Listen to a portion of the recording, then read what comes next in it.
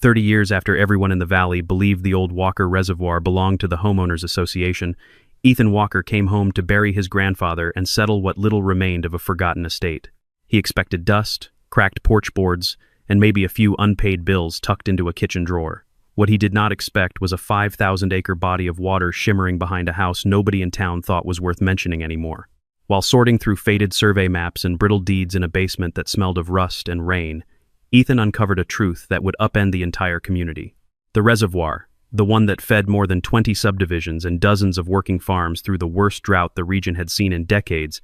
had never once been transferred out of his family's name.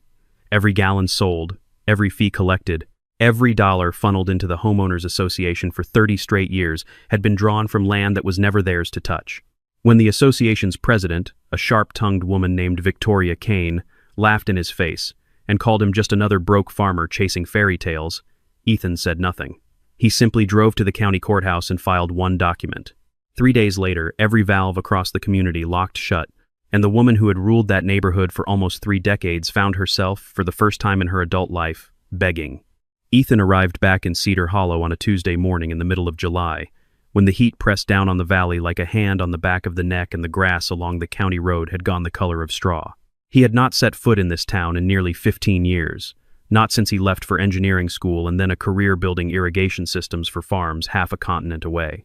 The funeral had been small, just a handful of neighbors who remembered his grandfather Walter as the quiet old man who fixed fences and never asked for help, and a pastor who admitted he had only met the deceased twice. Afterward, Ethan drove out to the family property alone, past the sagging mailbox and the gate that no longer latched, up a gravel driveway lined with cottonwood trees his grandfather had planted before Ethan was even born. The farmhouse itself looked exactly as tired as he expected, paint peeling from the clapboard siding, a porch step that groaned under his boot, curtains yellowed by decades of sun. But past the barn, past the old equipment shed, rusting quietly into the weeds, the land opened up into something enormous. 5,000 acres of blue water stretched toward the horizon, calm and glassy in the summer heat, fed by a dam his great-grandfather had built with his own hands almost a century earlier. He stood at the edge of that water for a long time before anyone from town noticed he had returned. It was a neighbor named Roy Callahan, an older man who had known Walter for 40 years, who finally drove out to welcome him back and,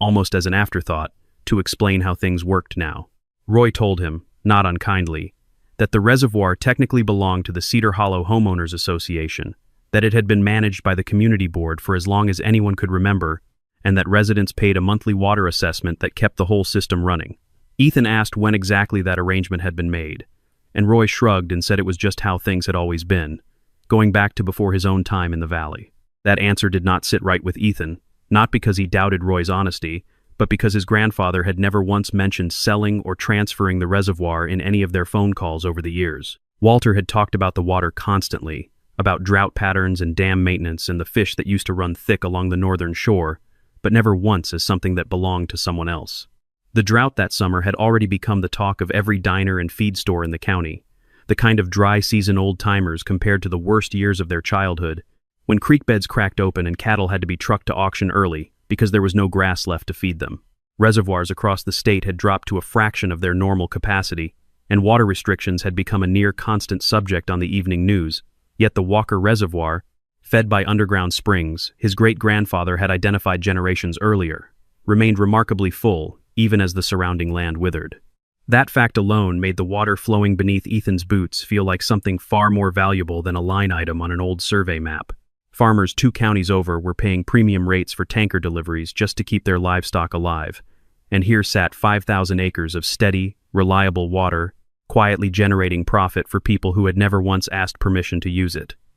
It did not take long for the association to make its presence known. Within 2 days of his arrival, a certified letter appeared in his mailbox, printed on thick cream-colored stationery with the Cedar Hollow Homeowners Association letterhead embossed at the top. The letter informed him that as the new owner of the Walker property, he was required to pay an annual maintenance fee for reservoir access, that recreational fishing was prohibited without a permit issued by the board, that any modifications to the dam structure required prior written approval, and that unauthorized entry into the designated reservoir management zone would result in fines. Ethan read it twice, sitting on the porch step with the paper in his hands, and felt something between confusion and quiet anger settle into his chest. He decided to go into town and speak with the association directly rather than let a letter sit unanswered, and that decision was how he first came face to face with Victoria Kane. The Cedar Hollow Community Center sat at the center of a manicured square, its parking lot full of pickup trucks and crossover SUVs, and inside, in an office with her name stenciled on frosted glass, Victoria Kane looked up from her desk with the practiced smile of someone who had spent 30 years learning exactly how much charm a room required. She was 55 years old, immaculately dressed even on a Tuesday afternoon, with silver-streaked hair pulled back in a manner that suggested discipline rather than vanity. When Ethan introduced himself and mentioned the letter, her smile widened slightly, the way a cat's eyes widen at a bird that has wandered too close to the porch. She told him, in a tone that was almost gentle, that the reservoir had been under association stewardship for decades, that the community depended on it, and that whatever paperwork existed from his grandfather's era was likely outdated or simply misplaced somewhere in the county archive. Ethan asked her plainly who had originally transferred ownership of the water to the association, and Victoria laughed, a short, bright sound that echoed off the office walls. She told him that he owned a run-down farmhouse and a barn full of cobwebs, nothing more, and suggested he focus on repairing his roof before worrying about property he had no legal claim to. Ethan did not argue. He simply asked her one more time, calmly, who exactly had signed that transfer, and when she could not immediately answer, something in her expression flickered, just for a moment, before the smile returned. As he stepped out of the association office that afternoon, several residents who had been waiting in the small lobby gave him the kind of look reserved for someone who had just embarrassed himself in public. A mixture of pity and mild amusement, and one older woman even offered him a business card for a local contractor who could help fix up the farmhouse roof before winter, as though that were the only sensible use of his time. Ethan thanked her politely and said nothing else, though the exchange stayed with him the entire drive home, a reminder of just how thoroughly the town had come to accept Victoria's version of reality. He left that meeting more certain than ever that something did not add up, and that certainty only deepened 3 nights later when he finally worked up the nerve to clear out the farmhouse basement his grandfather had kept locked for as long as Ethan could remember. Behind stacks of old newspapers and a broken chest freezer, wedged into the corner beneath a bare bulb that flickered when he pulled the chain, sat a heavy steel safe, its paint chipped and its combination dial stiff with rust. It took him nearly an hour with an old crowbar and more patience than he thought he had to finally pry the door loose, and when it swung open with a groan, he found a thick stack of yellowed folders tied together with twine, and stenciled across the top folder in his grandfather's careful hand were 2 words that made his pulse quicken. Property deeds. Ethan spread the contents of that safe across the kitchen table under the glow of a single overhead bulb, and for the rest of that night, he did not sleep. The folders contained a survey map dated 1948, its edges brittle and its ink faded to a soft brown, showing the original boundaries of the Walker homestead in unmistakable detail, boundaries that extended well beyond the farmhouse and barn to encompass the entire basin where the reservoir now sat. Alongside the survey were the original land patent papers from the federal government, the homestead claim his great-grandfather had filed to bring water rights to a valley that had none, and a separate registration, establishing the family's water rights under state law, a document that predated the Homeowners Association by nearly 4 decades. What struck Ethan most, as he worked through page after page late into the night, was what was missing entirely from that stack. There was no deed of sale for the reservoir itself. There was no transfer agreement, no notarized signature, no record of any kind indicating that the Walker family had ever relinquished ownership of the water. His grandfather had, at various points over the decades, sold off a narrow access road along the eastern property line, a small parcel used as a community campground, and a handful of unused pasture plots near the county highway. But the 5,000 acres of water at the heart of it all remained, on paper at least, exactly where it had always been. Unsettled by what he had found, but unwilling to trust his own reading of decades-old legal language, Ethan drove into the county seat the following morning to visit an attorney his grandfather had used for years, an elderly man named Harold Pruitt, who had practiced law in that courthouse since before Ethan was born. Harold spent the better part of an afternoon poring over the documents with a magnifying glass and a cup of coffee that went cold beside him, occasionally muttering to himself as he cross-referenced dates against the county recorder's index. When he finally looked up, his expression was grave in a way that made Ethan's stomach tighten. Harold told him plainly that if no transfer had ever been recorded, and none appeared anywhere in the county's official records, then under the law the reservoir had never left the Walker family's ownership, regardless of who had been collecting fees or selling water from it for the past 30 years. Possession and use, Harold explained, did not equal ownership, not when there existed a clear and unbroken chain of title proving otherwise. Ethan sat in that dim little office for a long time after hearing those words, turning them over in his mind, feeling the shape of something enormous beginning to take form. He began digging deeper that same week, pulling records from the county recorder's office and cross-referencing them against everything the association had ever filed publicly. It was during that search that he found something even more troubling than a missing deed. Tucked into a folder of recent county filings was a water lease agreement, 30 years old, purporting to grant the Cedar Hollow Homeowners Association full commercial rights to the reservoir in exchange for an annual payment to the Walker estate. At the bottom of the lease was a signature reading Walter Walker, dated some 4 months before Ethan's grandfather had, according to hospital records Ethan later obtained, been recovering from a serious stroke in a facility 200 miles away, unable to hold a pen, let alone sign a binding legal contract.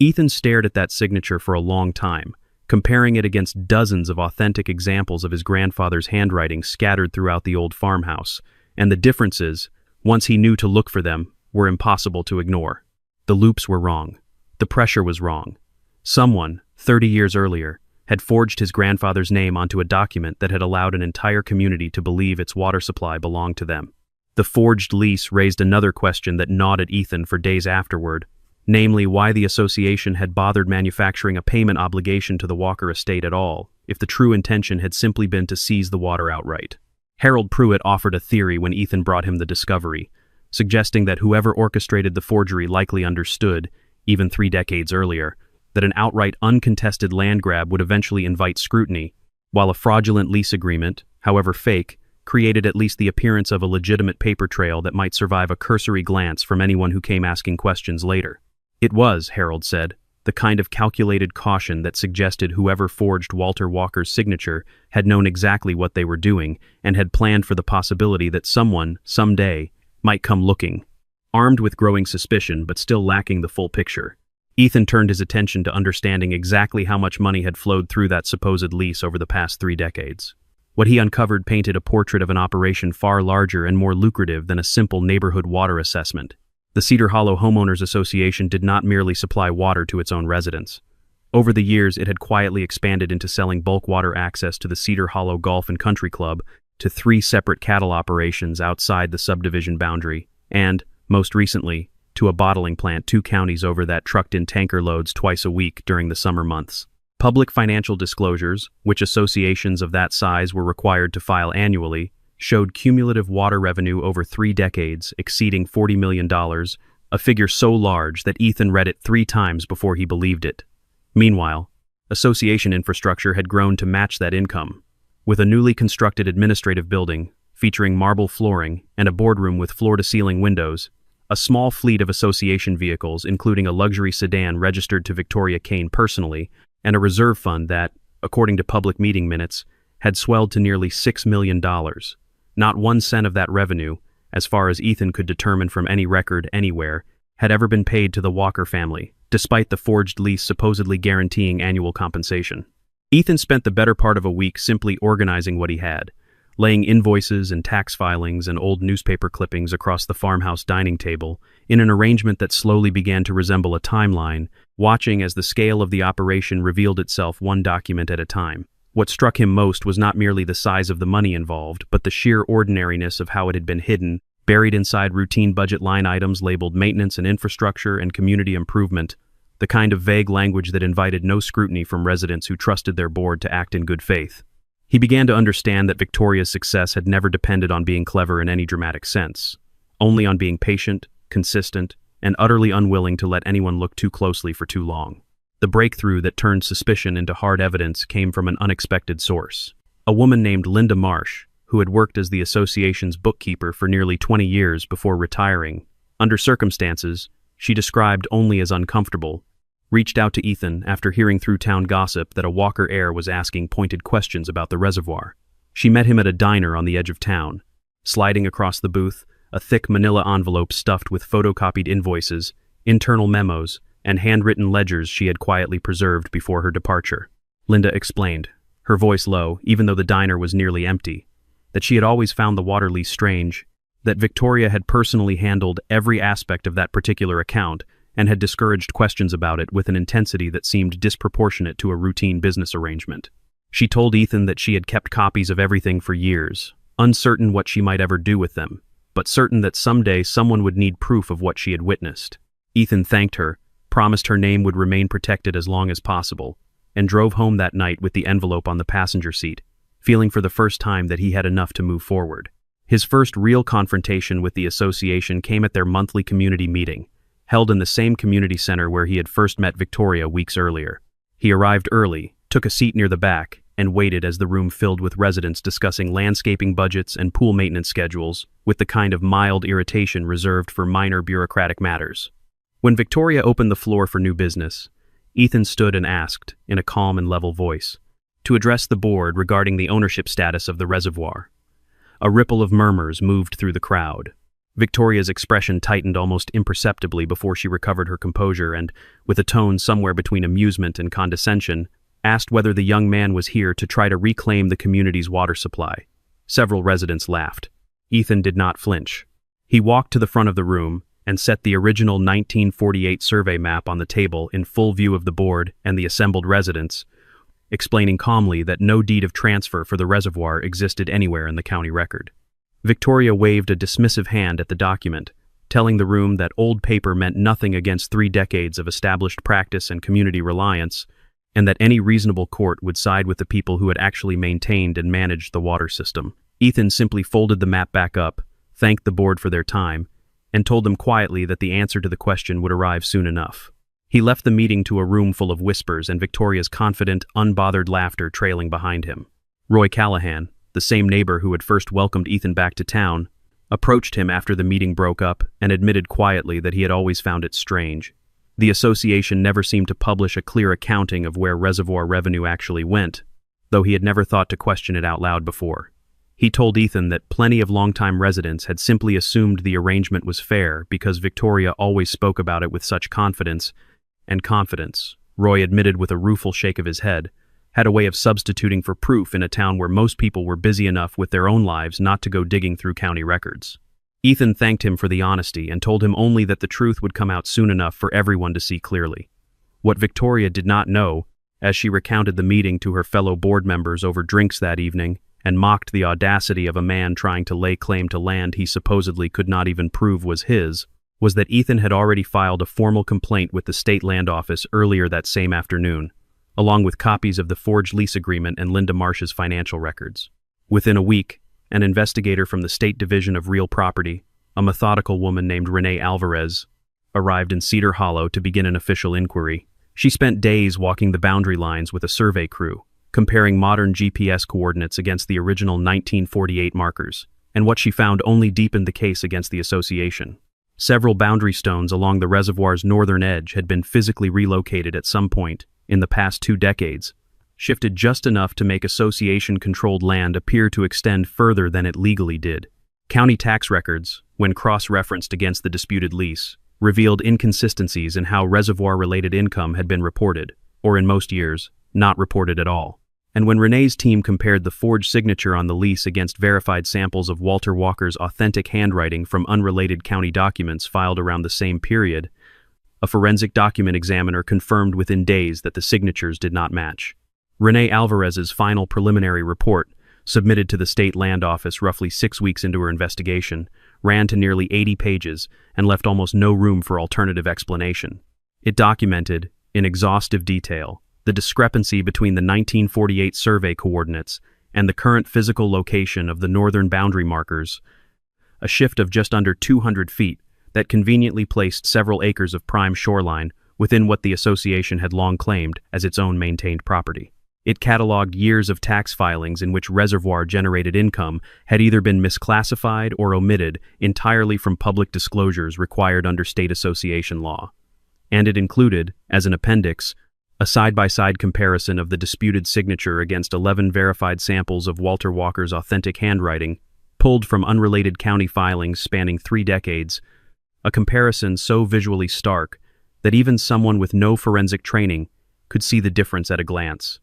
Victoria, for the first time in the entire ordeal, began to show real signs of strain. She hired a prominent attorney from the state capitol, a man named Gregory Sutton, known for defending homeowners associations in high-profile property disputes, and the two of them spent hours behind closed doors preparing a defense built around the doctrine of adverse possession, the legal theory that decades of open and continuous use might override a defective paper title. But adverse possession claims required proof of hostile, exclusive, and uninterrupted use. And the deeper Sutton dug into the association's own records, the more that defense began to crumble under the weight of its own contradictions. Meeting minutes from years past showed board members occasionally referencing the lease agreement, which undermined any argument that the association had treated the water as unquestionably its own rather than as property held under a specific, if fraudulent, legal arrangement. And the forged signature itself, once confirmed, poisoned the entire foundation Sutton had hoped to build his case upon. The investigation took its most damaging turn when a former association maintenance supervisor named Curtis Boone, who had quietly resigned 2 years earlier after a disagreement with the board over unrelated matters, came forward voluntarily to speak with investigator Alvarez. Curtis had spent nearly 15 years working under Victoria's direct supervision, and he told Alvarez, in a signed statement given under oath, that he had personally witnessed Victoria instruct a private survey contractor to adjust the northern boundary markers roughly a decade earlier, telling the contractor that the association needed the lines to reflect what she called practical reality rather than outdated paperwork. Curtis explained that he had said nothing at the time because he needed his job, and because Victoria had made it clear, without ever saying so directly, that questioning her decisions came with consequences. His statement, combined with the forensic evidence on the forged signature and the physical evidence of the relocated boundary stones, transformed the case from a property dispute into something approaching outright fraud. Curtis Boone's decision to come forward had not been an easy one, and he told investigator Alvarez as much when they first sat down together in a quiet corner of the county library,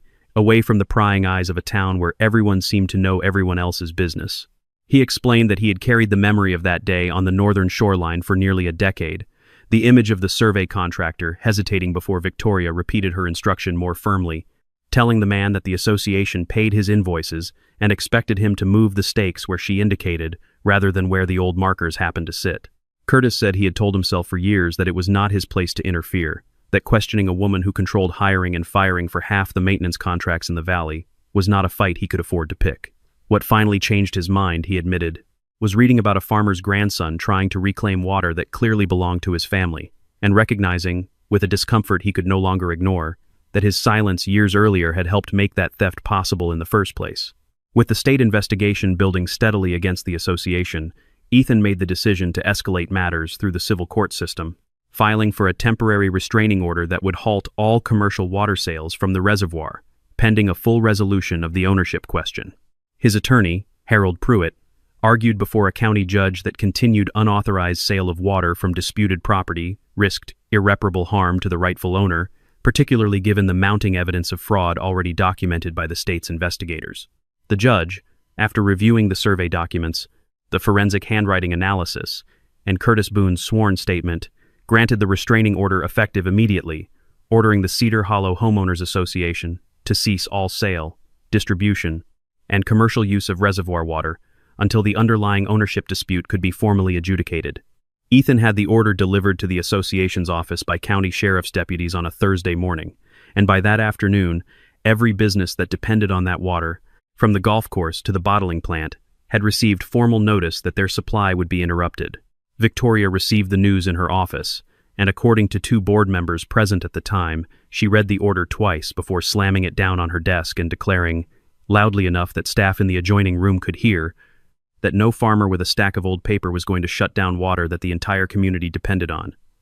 She called Ethan directly that evening, her voice tight with barely controlled fury, and told him flatly that he would not dare actually follow through with closing the valves, that the resulting chaos would fall entirely on his shoulders, and that the community would never forgive him for it. Ethan listened to her entire tirade without interrupting, and when she finally paused for breath, he told her simply that he was not the one closing anything. The law was doing that. He hung up before she could respond. At exactly 8 o'clock the following morning, under the supervision of a county compliance officer, and with investigator Alvarez present to document the process, the main distribution valves controlling water flow from the reservoir into the association's commercial pipeline network were shut for the first time in 30 years. The sound, according to those present, was almost anticlimactic, a low mechanical groan followed by silence where the steady rush of moving water had always been. But the consequences rippled outward within hours. The golf course's irrigation system, entirely dependent on association-supplied water, went dry by mid-morning, forcing the club to cancel that weekend's scheduled tournament. The bottling plant 2 counties over halted production entirely, sending its workers home for the day and issuing an urgent statement to its own distributors about a supply disruption. Cattle ranchers who relied on the reservoir for their herds scrambled to arrange emergency water deliveries from other sources, at costs several times higher than what they had been paying the association. And within the subdivisions themselves, residents accustomed to unlimited outdoor water use for lawns and pools suddenly found their household taps reduced to a trickle as the association's backup municipal connection, never designed to handle full community demand, strained under the sudden pressure. Within the subdivisions themselves, the practical consequences of the shutoff arrived faster than almost anyone expected, turning what had been an abstract legal dispute into something residents could suddenly feel in their own kitchens and backyards. Sprinkler systems across the community sputtered and died within a single afternoon, leaving manicured lawns that had never known a dry season to begin browning within days under the relentless summer sun. Homeowners who had spent years paying their monthly assessment without ever once questioning where the money went now found themselves standing in driveways, comparing notes with neighbors, trying to understand how an organization with a $6 million reserve fund could allow an entire community's water supply to collapse so abruptly. Some blamed Ethan outright, repeating Victoria's talking points about a greedy outsider trying to profit from a technicality. But others, particularly those who had read the growing newspaper coverage of the forged signature and the relocated boundary markers, began to ask far more uncomfortable questions about their own association leadership. Phones at the association office rang without pause for the rest of that week. Business owners, who had signed long-standing supply agreements, demanded explanations and threatened breach of contract lawsuits against the association itself. The association's bank, alerted by the sudden flood of legal filings and the formal fraud investigation now underway, froze the organization's primary operating account as a precaution, citing concerns about pending litigation exposure. A local television crew from the regional news station arrived in Cedar Hollow within days, drawn by the unusual spectacle of an entire community's water supply being shut off over a property dispute, and their coverage, once broadcast, drew attention from reporters as far away as the state capital. Victoria, who had spent 30 years perfecting the art of composed authority in front of any camera or crowd, found herself for the first time unable to maintain that composure, stumbling through an interview in which she repeatedly deflected questions about the forged signature rather than answering them directly. Board members who had stood loyally beside her for years began quietly distancing themselves, several resigning outright within the month rather than risk being associated with whatever scandal was unfolding. The mounting public pressure and the sheer scale of the financial irregularities uncovered so far prompted the State Attorney General's office to open a formal audit of the association's finances, working alongside investigator Alvarez's ongoing property fraud inquiry. What that audit revealed, over the following weeks, went far beyond a single forged lease. Forensic accountants discovered a secondary set of financial records maintained separately from the association's official books, tracking a stream of undisclosed cash payments routed through a shell consulting company that, upon closer examination, had been registered to Victoria's brother-in-law. Wire transfer records showed regular payments moving from that shell company into accounts controlled by Victoria personally, totaling well over $1 million across just the past 5 years alone. Additional irregularities surfaced involving inflated maintenance contracts awarded to companies with no verifiable business operations, essentially fabricated invoices used to funnel association funds into accounts Victoria and a small circle of trusted allies controlled. The picture that emerged was not merely a property dispute gone wrong, but a sustained, deliberate financial operation built on stolen water and disguised through years of falsified records. It was during this period, as the walls closed in around Victoria from every direction, that Ethan made one final discovery that gave the entire ordeal a weight far more personal than any court filing could capture. Returning to the farmhouse basement to search for any remaining documents that might strengthen his legal position, he found, tucked behind a loose board near the base of the old safe, a leather-bound journal that had belonged to his grandfather. The entries spanned decades, mostly mundane observations about weather and crop yields and the slow rhythms of farm life, but toward the final pages, written in a hand shakier than the confident script of his younger years, Walter had recorded his growing suspicion that something was wrong with the water arrangement, that figures never quite added up, that a woman named Victoria Kane had grown far too interested in controlling every detail of the reservoir's management.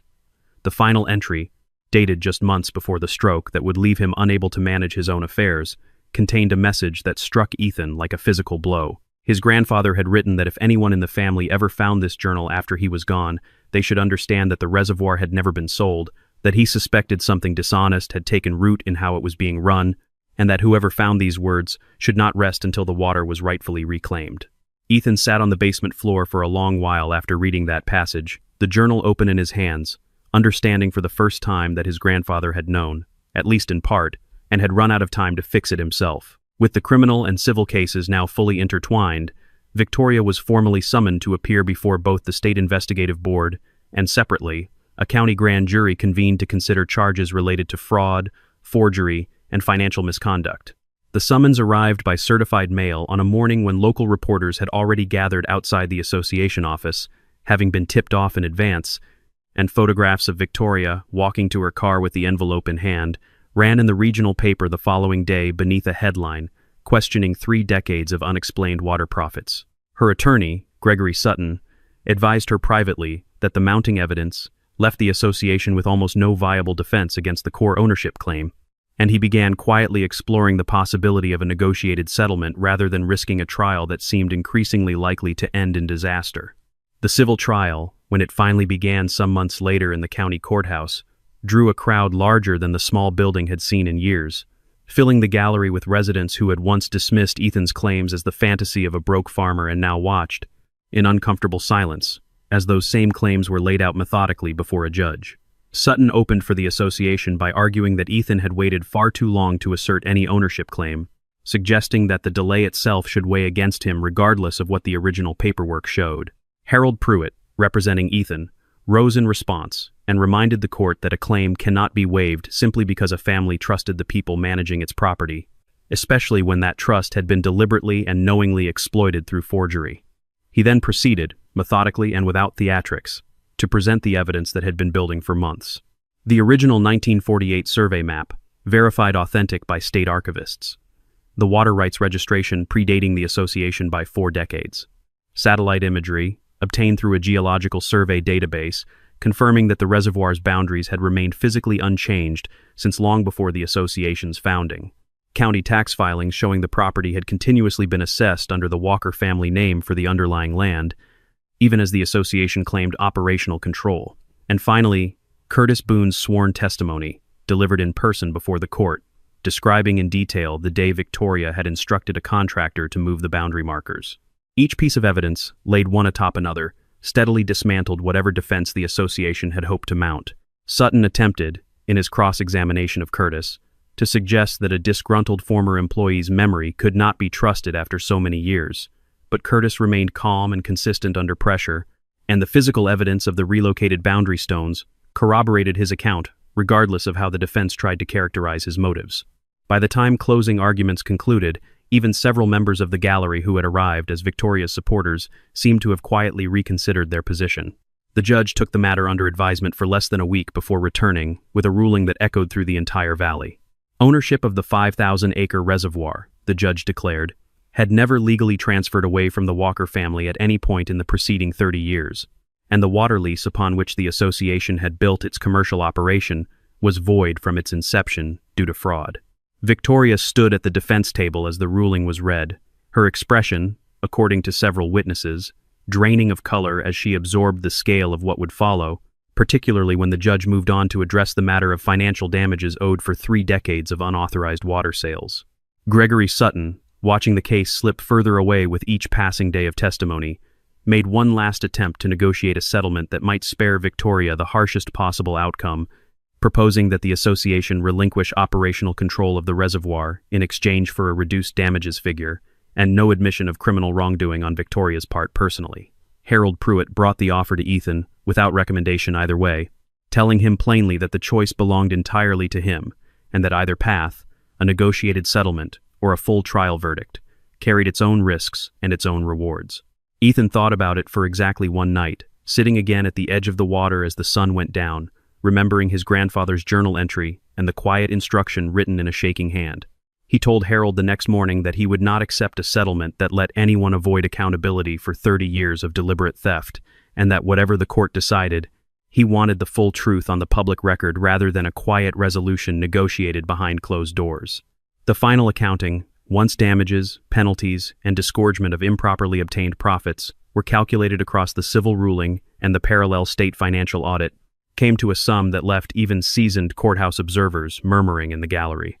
The association was ordered to pay restitution exceeding $32 million, a figure that would ultimately force the sale of association assets, including the marble-floored administrative building, to satisfy even a portion of the judgment. Victoria herself, found to have personally directed the forgery and diverted association funds through the shell company scheme, faced separate criminal charges carrying the possibility of significant prison time, and was permanently removed from her position as association president, barred by court order from ever again serving on a homeowners association board anywhere in the state. Every water lease and commercial supply contract the association had signed over the preceding decades was voided as a matter of law, leaving the golf course, the ranches, and the bottling plant to negotiate entirely new agreements, this time directly with the rightful owner of the water they depended on. News of the verdict spread through Cedar Hollow within hours, and by that evening the story had already been picked up by outlets well beyond the county, drawn to the almost cinematic details of a forged signature,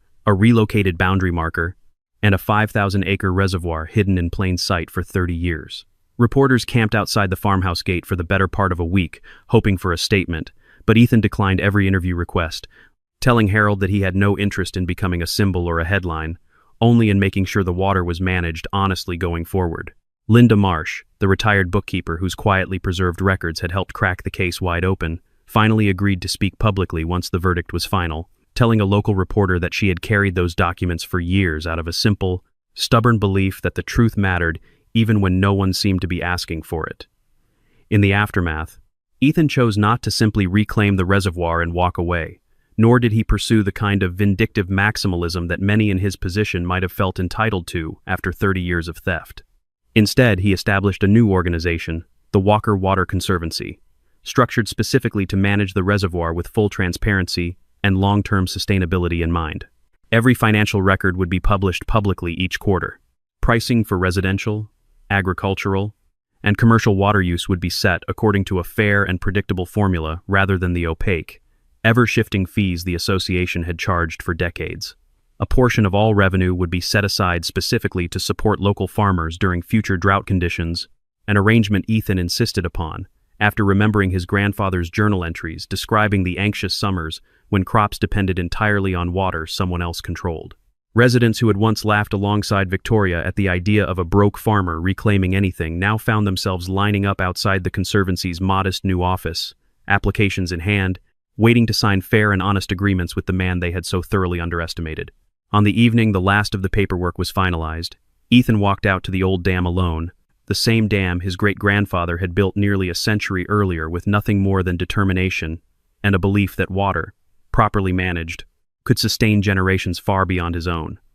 The sun was low over the western ridge, throwing long gold light across water that had, for 3 decades, quietly funded someone else's ambition, while his family remained unaware of what had been stolen from beneath their feet. He thought of his grandfather's shaking handwriting in that final journal entry, of the quiet instruction to reclaim what belonged to the family, and he understood, standing there in the fading light, that he had finally honored it. Victoria left Cedar Hollow within the year, her name mentioned only in hushed tones by residents who once considered her the most powerful person in the valley, and the community she had ruled for decades slowly came to understand a truth that Ethan had known from the very first day he opened that dusty safe in his grandfather's basement.